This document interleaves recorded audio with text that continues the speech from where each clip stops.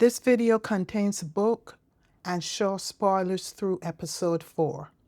Proceed with caution if you're spoiler free. Something is wrong with the crowd at Lestat's concert. Not wrong in the way you would expect at a rock show headlined by a vampire. Wrong in a quieter, more specific way. I noticed that at one concert, the very first one we see, the camera finds not one, but two people who seem out of place. Not necessarily a threat, at least not yet, and not a supernatural presence announcing itself. Just someone who seems out of place. Someone older in a crowd of primarily young people. Someone watching in a way that's slightly different from everyone around them.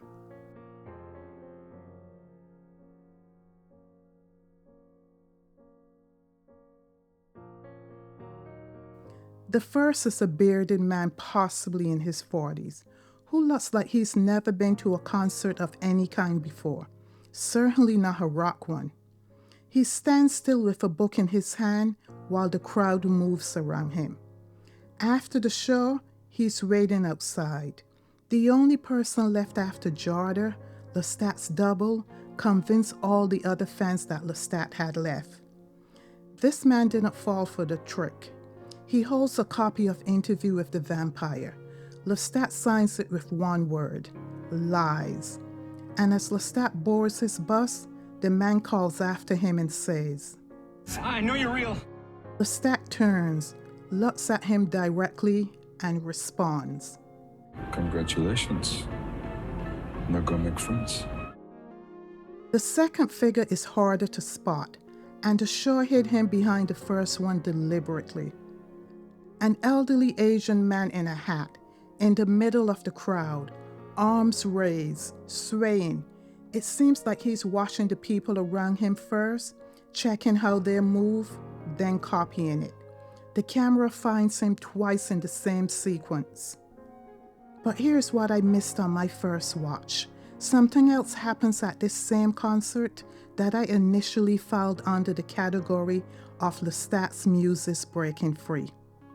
He's walking towards Larry, the guitarist, in anger when he suddenly collapses on stage. His voiceover in that moment says, Something quite surprising happened. My music wrapped itself around me like a jungle snake constricting its prey, and a lifetime of blood bartering overwhelmed the temporal lobe. Constricting its prey. That's not how you describe a vision, and it's not how you describe a medical episode. That's the language of something external acting on him, something that found him in a moment of vulnerability, mid-performance, emotionally open on the stage in front of thousands, and tested what it could do. The temporal lobe governs memory. What floods in immediately after that constriction is his past, the muses, the flashes of his history breaking loose, which is exactly what you would expect if something had briefly gotten inside and pulled them free. It is in that moment, as Lestat collapses, that the camera finds the elderly Asian man. The show placed the more obvious figure, the suspicious-looking bearded man with the book, in the same sequence, so your eye would already have a candidate. Then it put the real signal in the frame at the moment of the collapse and trusted you to connect them. I didn't on first watch because it happened so quickly, I missed it. I'm connecting them now. Now, episode 4 gave us something that initially looked like it might complicate this theory. The bearded man turned out to be a genuine stalker. He shot Lestat multiple times outside the venue. As he was being tackled to the ground, he was screaming that Lestat was a vampire, that they're all around us, that people needed to wake up. He filmed a manifesto. He believed every word of it. I want to be honest with you. I initially flagged the bearded man as my primary candidate for what I'm about to tell you. I was wrong about that specific identification. He appears to be exactly what episode 4 showed him to be. A human who figured out vampires are real, and decided to do something about it. But I don't think that rules out the broader theory, because I'm about to tell you about the body thief, and he is not the bearded man. The bearded man is a distraction, the figure the show put in the foreground so your eye will move past the elderly Asian man in the same sequence, at the same concert, at the exact moment Lestat described being constricted like prey. The show placed the conventional human threat alongside what might be something considerably stranger, one to explain the other, one to make you look away. In 1992, Anne Rice published The Tale of the Body Thief.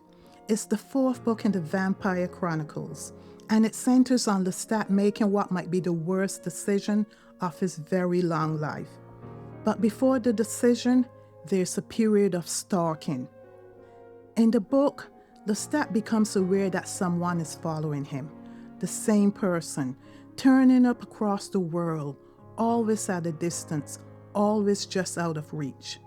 No matter how fast Lestat moves, no matter how carefully he watches, he can never quite catch up. The figure is always already gone. The person doing the following is someone Rice calls the body thief. He's a gifted psychic with a particular and compulsive talent. He can move his consciousness out of his own body and into someone else's. He has been doing it his whole life. He was briefly a member of the Talamasca, the secret organization that washes vampires and other supernatural creatures from the shadows. He was expelled because alongside his psychic gift, he has another compulsion. He's a kleptomaniac, and what he steals isn't just objects. He steals bodies, and he wants Lestat's, and he's been watching him long enough to know how to get it. He eventually makes contact and proposes a trade. Just 1 week, he says, switch bodies. You can experience mortality again, I'll experience vampirism. Then we switch back. Lestat can sometimes not be the sharpest tool in the shed. In a period of profound depression and existential restlessness, he agrees. It's a catastrophic mistake. The body thief takes Lestat's vampire body and doesn't give it back. Lestat is left stranded in a mortal body, cut off from everything that makes him what he is, trying to find a way home. Now here's what I think the show might be doing with that story. In the very first chapter of The Tale of the Body Thief, before the stalking is understood, before the trade is proposed, there's a moment when Lestat is walking by the ocean and he sees a man watching him, and then something strange happens. I scarce thought about it, looking at him only because I did not bother to turn away. Then a curious sensation passed over me, and one which I had never felt before. I was faintly dizzy as it began, and a soft tingling vibration followed, coursing through my trunk and then my arms and legs. It felt as if my limbs were growing tighter, narrower, and steadily compressing the substance within. Indeed, so distinct was this feeling that it seemed I might be squeezed right out of myself. I marveled at it. There was something faintly delicious about it, especially to a being as hard and cold and impervious to all sensations as I am. It was overwhelming, very like the way the drinking of the blood is overwhelming, though it was nothing as visceral as that. Also, no sooner had I analyzed it than I realized it was gone. Busy, as if he was being squeezed out of his body. He doesn't know what it is in that moment, but it's the body thief's first attempt, testing the waters, seeing if it's possible. It's only after Lestat regains himself that he noticed the man is still there and he can't read him. He puts it down to one of those rare humans who naturally guard their minds without knowing they're doing it. But then he registered that the person is watching him, specifically. The man then does something strange. He smiles and waves, and it's then that Lestat realizes that he's seen him before, in Venice, and months later in Hong Kong. And then the man does something even stranger. He approaches Lestat and drops a package at his feet. He then senses his danger and backs off and runs away. Lestat lets him go and tries to follow his scent, but can't. He loses him completely. When he picks up the package, he discovers that they're sheets torn from a book, from the H.P. Lovecraft story, The Thing on the Doorstep, which is basically a tale about exactly what the body thief does. I think Lestat's collapse on the stage is the show's version of that first attempt. Not the muses breaking free on their own, that's the show thing, but they broke free because something got into Lestat's mind and pulled them loose. And the writers gave it a plausible internal explanation, so you filed it under the vision sequence and move on. And the camera finding the elderly Asian man in that exact moment is the show telling you where to look. I didn't look there the first time I saw the episode, but I did on second viewing. Unlike in the books, where Lestat eventually recognizes the same face across multiple cities, I think the body thief on the show doesn't use the same face. He can't afford to. That's the point. He moves between bodies, which means he could be anyone, which means you don't know which one to watch. There's one more thing that may support this reading. In episode 3, we get a sequence where Lestat describes Magnus, his own maker, as his biggest fan, his most obsessive stalker. He recounts it with dark humor, comparing Magnus' fixation to Every Breath You Take by the Police and Stand by Eminem, framing it as an unbroken chain of pop songs about obsession. The show even gives us an 80s MTV-style music video, where Magnus is shown stalking Lestat through crowds, talking to a painting of him, mouthing the lyrics to the song in Lestat's voice. That's the show telling you something about Lestat's pattern. People become obsessed with him. They watch him from a distance. They want something from him that they can't name. Magnus was the first, then Armand, then the body thief, then Memnock. The body thief, if the theory holds, is the current version of that same compulsion. And unlike the others, he doesn't want Lestat's love or his soul or his submission. He wants his vampiric body. But the body thief doesn't operate in a vacuum, and this is where the show has done something the books don't. It's built an organizational structure around him before he's even named. You need to know about the Talamasca. The Talamasca is an ancient secret society that washes supernatural creatures, vampires, witches, ghosts, psychics, and more from the shadows. They observe, they document. They've been doing it for centuries. They don't interfere. Well, at least they didn't used to. And they have a particular interest in Lestat and the people around him. The show introduced them quietly. In season 2, it was revealed that the man who had been serving Daniel Malloy in the Dubai apartment, the man Daniel came to call Real Rashid to distinguish him from Armand's assumed identity, was a Talamasca agent. He was the one who provided Daniel with evidence about Armand's involvement in the theatrical performance that led to Claudia's death. He wasn't helping Daniel out of kindness. He was doing his job, watching and documenting, moving pieces into position. At the end of the Vampire Lestat episode 2, Real Rashid shows up alongside his supervisor Raglan James at a restaurant in Toledo after the concert to meet with Louis. Daniel arranged the meeting. He's still working with them. They have a proposition for Louis. There's a vampire coven in Detroit causing serious problems, dealing drugs, taking down the power grid, making enough noise that human authorities are starting to ask questions the Talamasca would prefer remained unasked. They want Louis to handle it. Their reasoning is straightforward. Louis has demonstrated a particular efficiency with problematic vampires. After publicly inviting every vampire who wanted to kill him for revealing their existence to come find him in Dubai, 31 showed up. None of them left. The Talamasca know how to pick their assets. Louis refuses their requests, but they're able to convince him to take the job because the leader of the Detroit Coven is Bruce, the same Bruce who assaulted Claudia when she ran away. For Louis, it stops being a request he has no interest in accepting and becomes something more personal. But here's the scene I want you to pay attention to. During that meeting, Louis looks at real Rashid and says, "So real Rashid is really Rashid? That's his actual name?" Real Rashid pulls back in his chair. It could be the weariness of someone who has the worry of spying on Louis in Dubai on his mind. After all, Louis killed 31 vampires and 1 Talamasca agent. But something tells me it could be more than that.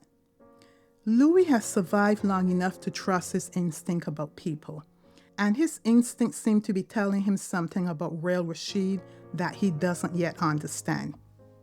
Meanwhile, when Lestat and Gabriella are at the strip club, real Rashid is also there. The camera shows us real Rashid in the room, watching both of them.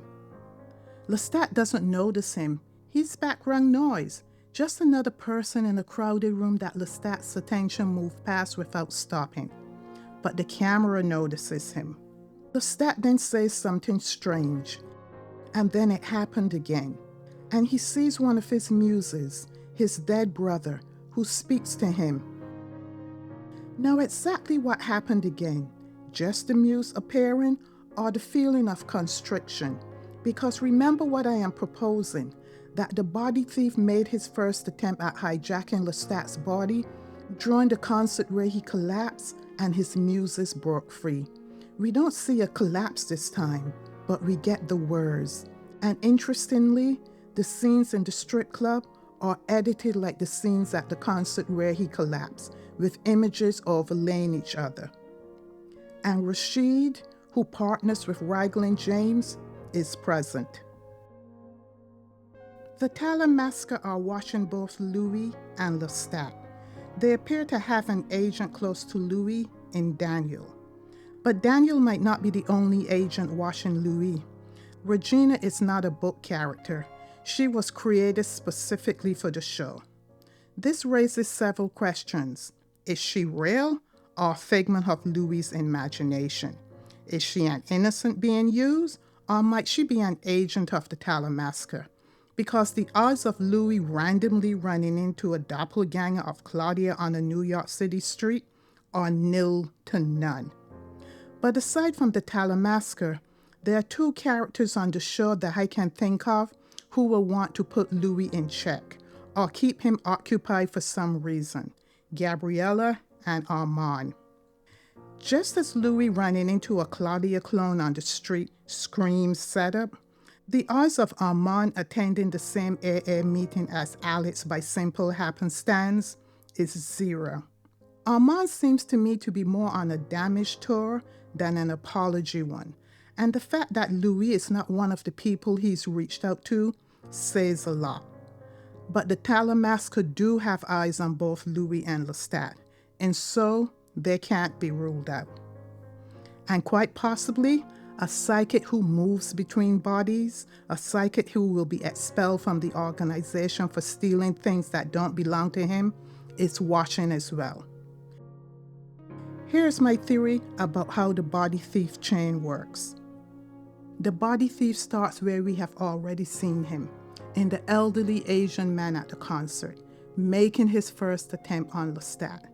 But he won't stay there. At some point, I think he moves into real Rashid, because real Rashid is already everywhere. He has Talamasca clearance, proximity to Louis, and eyes on Lestat. For someone who survives by inhabiting useful bodies, that's not background noise, that's infrastructure. But real Rashid is not who ultimately makes the deal with Lestat. In the books, the body thief's final vessel, the one who sits across from Lestat and proposes the switch, is Raglan James. The show is building towards Raglan James as the name we eventually put to this. And I think the chain runs like this: elderly Asian man to real Rashid to Raglan James. Each vessel giving him more access, more cover, more knowledge of the world he's trying to infiltrate before he makes his final move on Lestat. In the books, when Lestat is considering the body swap, Louis warns him against it. He also says that if the body thief ever approaches him, he will kill him. I think that when he kills real Rashid, and I think that writing has been on the wall since the first season, the body thief will be in him. Whether Louis kills real Rashid before or after the events with Raglan James is the question. While the body thief may be circling Lestat from outside, there might be another threat building from much closer. Lestat's mother. In the show, she's called Gabriella, not Gabrielle as she's known in the books. It's a small change, but I don't think it's accidental. Rowling said it's because in the books, she's from Italy, where she would have been known as Gabriella. But one can argue that there's a difference between the two names, which may be the ultimate reason for the switch. Gabrielle is soft and romantic, French. It's the name as Lestat might idealize it. But Gabriella is harder, Italian, the name she actually had before Lestat poeticized her. The show giving her that name back may be the first signal that this season intends to show us who she is, not who Lestat's narration has made her out to be. And who she actually is may be something considerably more dangerous than Lestat understands. In episode 2, Lestat and Gabriella are hunting at a strip club. Gabriella watches one of the dancers with particular attention. You can see her considering. The show has introduced an idea circulating among vampires called the Great Conversion, a dramatic expansion of the vampire population by turning large numbers of humans. It's a show creation, not something from the books, and it's been present in the background since the first season. Lestat is not a supporter, but Gabriella watches this dancer, her predatory instinct, her physicality, and you can see the calculation happening. She's not just watching prey. She tells Lestat that she will make a great candidate for the Great Conversion. Lestat is not in favor of the Great Conversion, thinks it's ridiculous, and gives her a look. During the sit-down interview with Daniel, Gabriella uses her telepathic ability to suggest Daniel ask Lestat about the Great Conversion. He does. Lestat shuts it down. Nonsense, stupid. He wants nothing to do with it. Gabriella registers his answer. She's taken his temperature, and she keeps taking it across multiple episodes. You don't keep probing someone's position on something unless you're trying to figure out whether they're going to be a problem. I think that Gabriella supports the Great Conversion, and not just as a passive supporter. She may even be the one who started the idea. Now, some fans read Gabrielle as queer-coded in the books, and those readings are grounded in real textual evidence. The masculine dress, the hair cut short at night before it grows back, the rejection of conventional femininity in every form it takes. This show has earned the trust of its queer audience, and that reading belongs in the conversation. I'm not here to dismiss it, but there might be another way to read the same evidence. What if it's not about gender identity? What if it's about power? Every marker of femininity that Gabrielle shed was a constraint imposed by a world that gave men total control over her. Her body, her choices, her son, the men in her life, her husband, the church, the society she was born into, owned her in every way that mattered. Shedding those markers might not be about who she is. It could be about refusing what was done to her, taking back the power that was always denied her. In the books, Akasha's project is the elimination of 50% of the male population, the Y chromosome Lestat mentioned in episode 1. Her reasoning is that men are the source of violence and the mess of the world, and that removing 50% of them will end it. It's a monstrous logic presented with terrifying conviction. But for someone shaped the way Gabriella has been shaped, for someone whose entire human life was defined by male control, Akasha wouldn't be offering ideology, she'll be offering completion.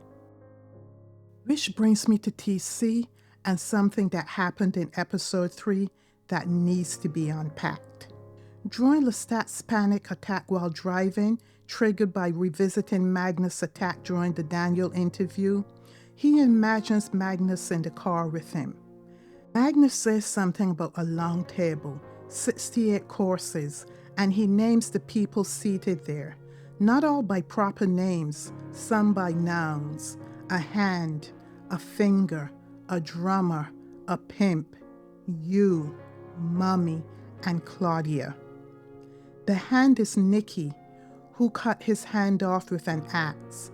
The finger is Antoinette, whose hand Lestat cut off to prove to Louis and Claudia he'd killed her.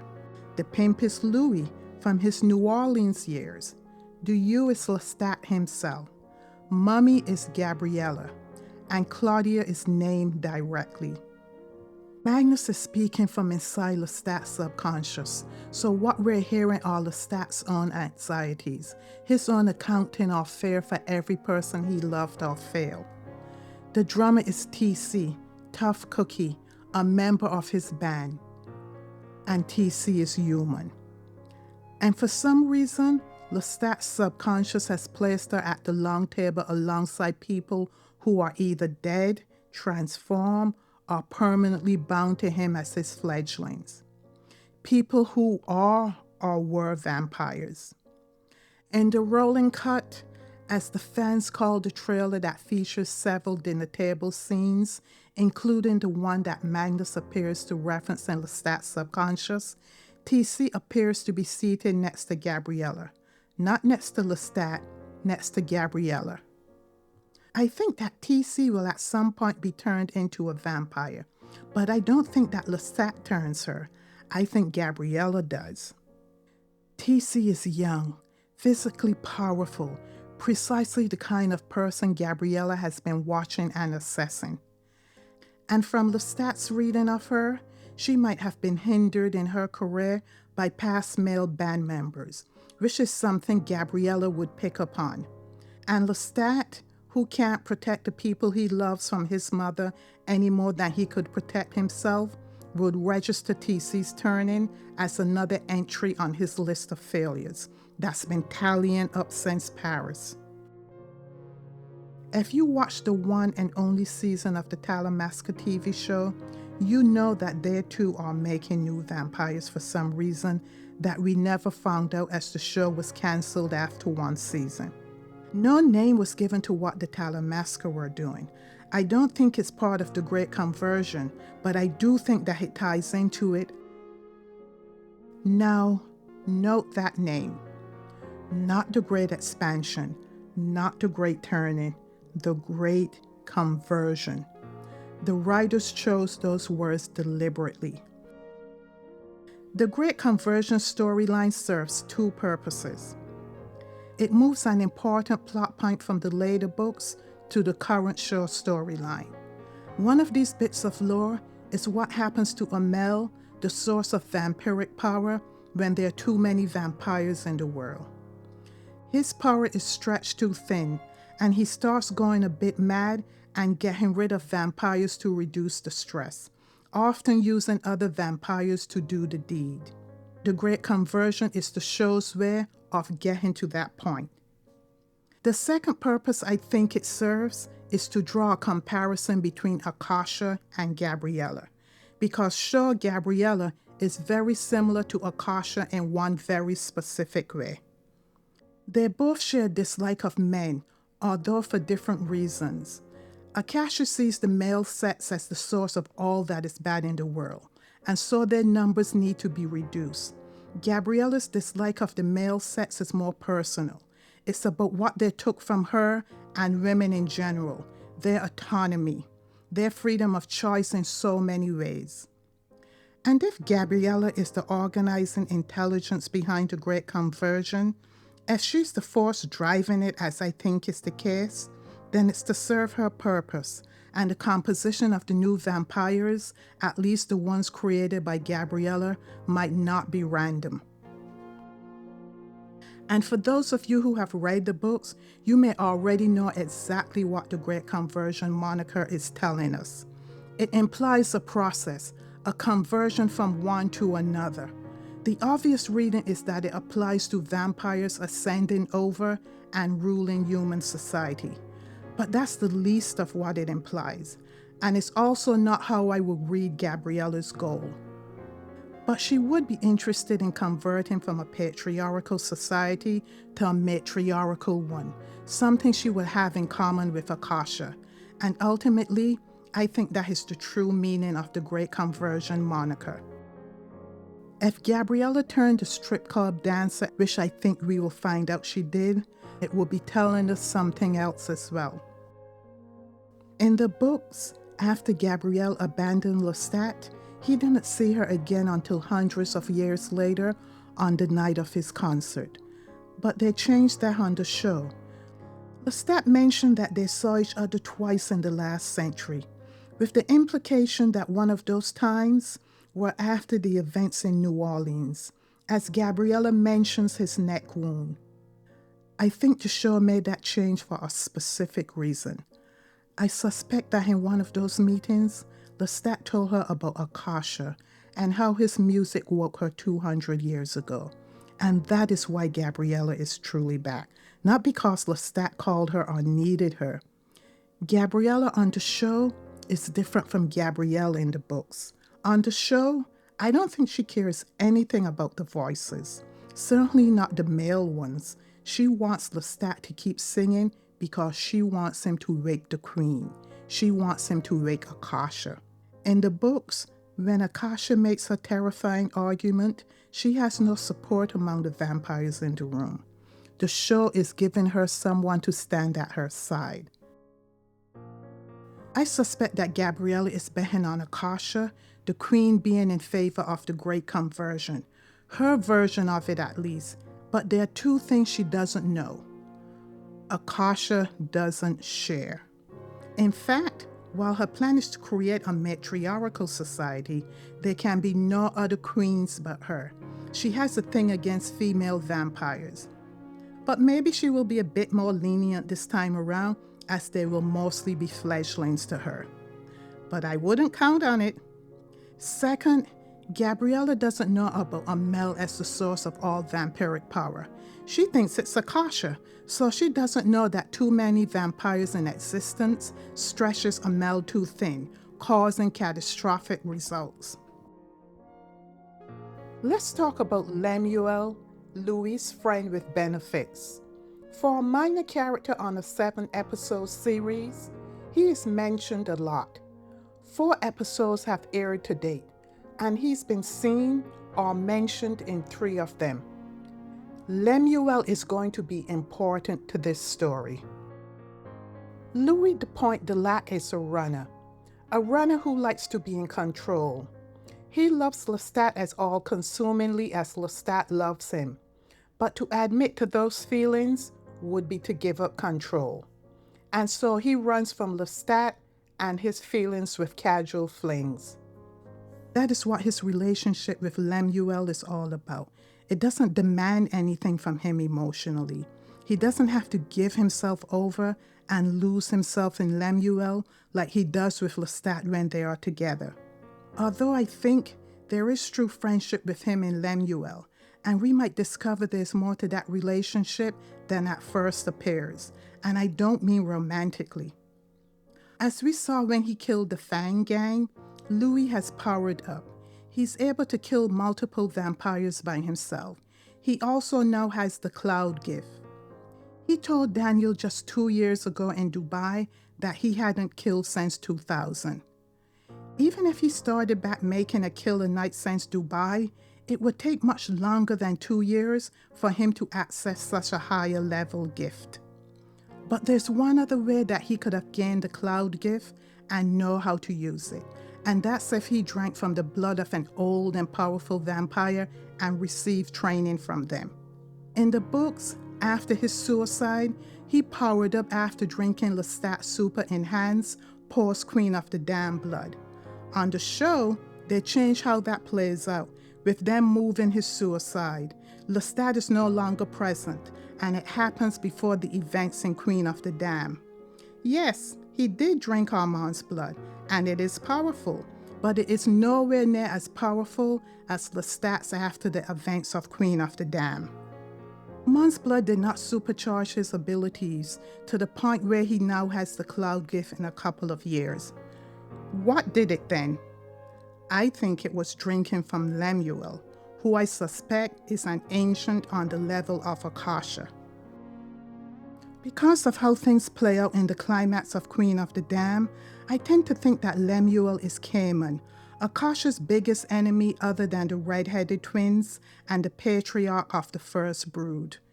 His name even sounds old, almost biblical. Lemuel was the name of a biblical king. Some biblical scholars think he was King Solomon. His name means devoted to God or belonging to God. Now here's a brief excerpt of Khayman's memory of Akasha's words to him when she turned him into a vampire. But you see, we must put it to the test. Their revolting lies, she had said. You must come closer, my devoted steward, you who have always served me with such devotion. My queen, my beloved queen, what do you want of me? From the moment Louis challenged the vamps to come find him in Dubai at the end of season 2, I felt like an ancient will respond. And of all the ancients out there, Khayman, the loneliest and most fragile of them all, seemed the most obvious. Now you're probably asking, if Lemuel is an ancient, why couldn't Louis speak to him telepathically? Why are they using a phone? Well, I think that they can and do speak to each other telepathically on occasion. I think the phone is just Louis helping Khayman to adapt to modern times, as is his role as a lawyer. Akasha, the red-headed twins, and Khayman are the most important characters in the entire backlore of vampire history. He played a pivotal role in the creation of the vampires and in events during the Queen of the Damned arc. He and Maharet are also the progenitors of the Great Family. Khayman was also there in the early morning when Akasha took Lestat. He had come to warn and protect them, but he was too late. The other vampires saw her take Lestat in visions. Khayman saw it in person. Khayman's story is probably the most tragic in the lore. He has memory issues and is very lonely, always listening in and reaching out to other vampires when he comes across them, but they always run from him in fear. I think that when Louis challenged the vamps, Khayman heard and answered, and Louis didn't run from him, and they became friends. When Khayman awakens in the modern era, he has no memory of who he is, but he is fascinated with this new era and all its technologies, and his vampiric abilities allow him to absorb new knowledge quickly, to understand as if he always knew it. His memory comes flooding back to him the moment he sees Akasha. They recognize each other instantly. It's one of the most powerful moments in any of the books, and becomes even more so once you discover their history together.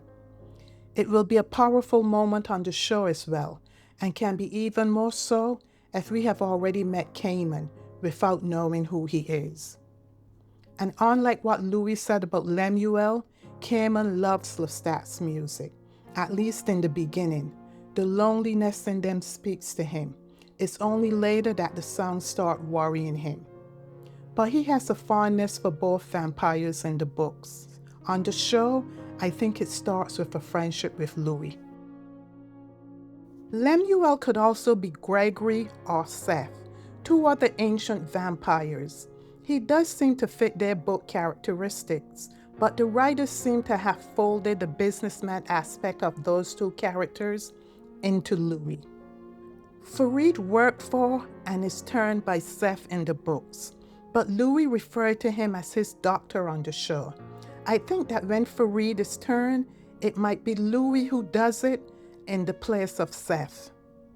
Both Gregory and Seth were additions to the lore after events of the Queen of the Damned, but Seth is also Akasha's son, and I can see them potentially casting him so that he's there at the climax next season.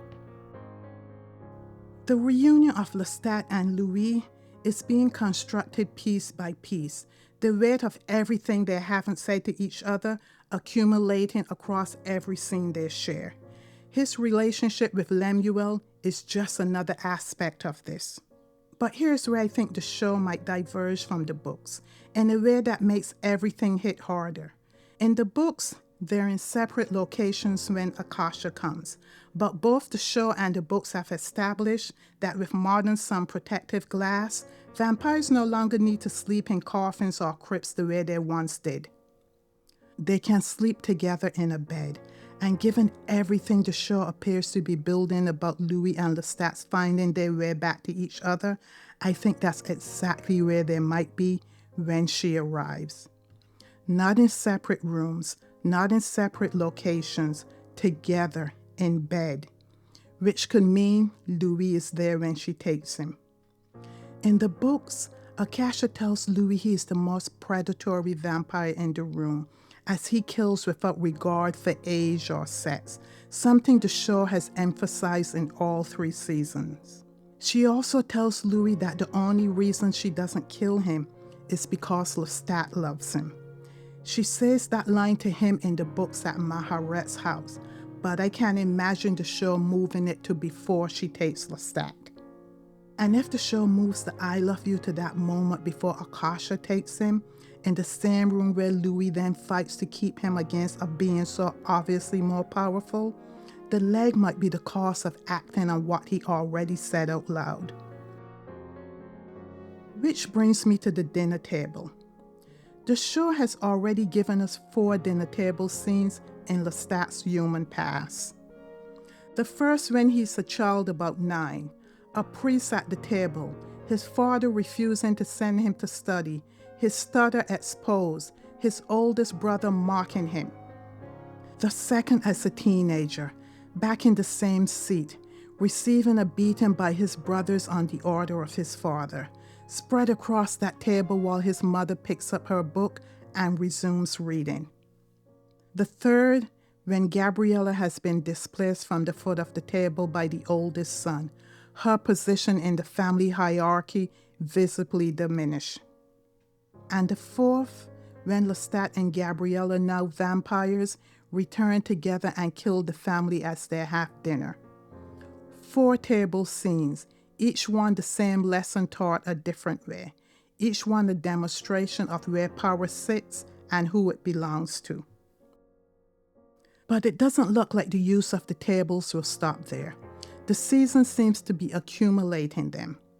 In one of the preseason trailers, a dinner table with Lestat at one end and Gabriella at the other is seen through the glass of what looks to be Lestat's recording studio. The allusion to a long dinner table in the Magnus hallucination we talked about earlier appears in the trailer, an image that shows the people referenced by Magnus around a formal dinner table. The scene hasn't aired yet, but the way they are arranged around the table feels intentional. Everyone Lestat has ever loved or failed arranged around it. It might turn out to be the show's most explicit acknowledgement of the motif, Lestat's own subconscious organizing his failures around a table. The show is not being subtle. It keeps coming back to the dinner table, which is something I told you in the Glass Menagerie video to look out for. The table is where things are revealed. But the show keeps doing something else alongside the table. Glass. This season has been dense with glass, as image, as motif, as texture. Lestat describes his mother's cold beauty as like snow behind a thick, distorting wall of glass. The group of men he and Gabriella kill are glass salesmen who they first see in a corner glass office. The auction that opens the season takes place in an airport with a large glass window, and the items up for auction are displayed in 2 glass cases. The diner where Louis sits watching the woman who looks like Claudia has long windows to the outside. The glass is everywhere, and it's doing something. Rowland Jones has mentioned in interviews that there's an important dinner table scene at the end of the season. It could be the one that Magnus references. It could be a different one. He also mentioned that the finale will contain several cliffhangers. And given the season's non-linear structure, I think it's possible those cliffhangers may not land at the same point in time. Some may answer questions, or maybe even open more in the future auction timeline. Others may close out the story of the past Lestat has been narrating. And some may jump ahead, not to the end, but maybe a bit past the middle we're currently in. In The Queen of the Dam, the 3rd book in the Vampire Chronicles, the climax takes place at the home of Maharet, one of the oldest vampires in existence.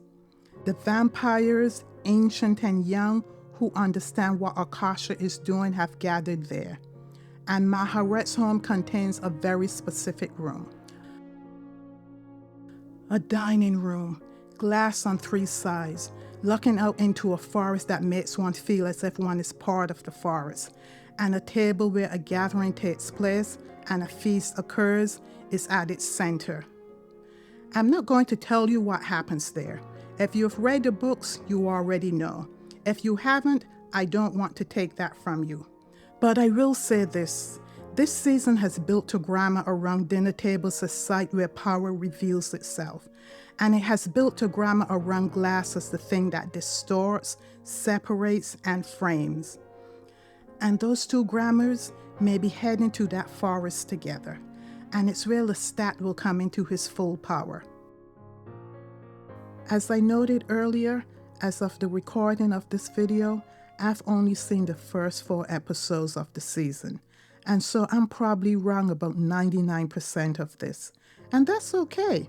Part of the enjoyment of watching a show like this, especially a well-crafted one, is the speculation. But if I'm right about any of it, come back after the season finale and let's talk. If you want the full literary analysis of what the Vampire Lestat is doing structurally, what Tennessee Williams has to do with all of it, and why this show is doing something no other prestige television drama is attempting, that video is coming after the season. Subscribe so you don't miss it, but you can watch the first part at the link floating there on the right. Because once you see what this show is built on, you won't be able to watch it any other way.